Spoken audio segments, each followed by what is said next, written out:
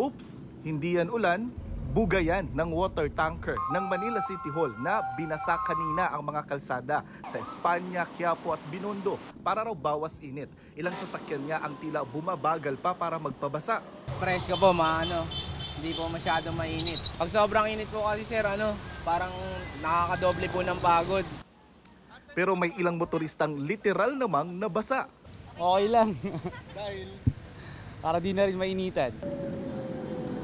Pero ang binasang kalsada, wala pang isang oras, natuyo na kaagad.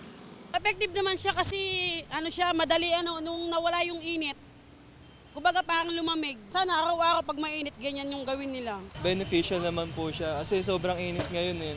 First time to ginawa kanina ng lokal na pamahalaan dahil sabi sa kanilang forecast, aabot ang lungsod sa 45 degrees Celsius na heat index ngayong araw. Hanggat tumataas po ang index po natin, araw-araw po namin gagawin na po ito. Hindi naman po solid, naka-shower naman po, kumbaga parang misting effect lang po.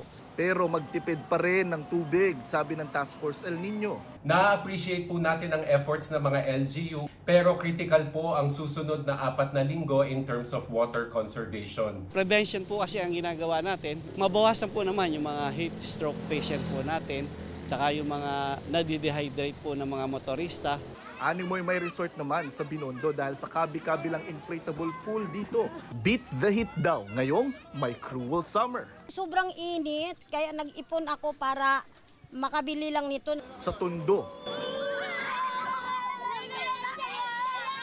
ang mga walang inflatable pool kontento na sa batya at sa refrigerator na walang kaha. Basta mapreskuhan lang nagagalit pagka hindi siya nakapaligo eh. Napospon kasi yung swimming namin. Walang budget ko lang. Ito, mura lang eh. Magkano? 1,000 lang, tapos tubig lang.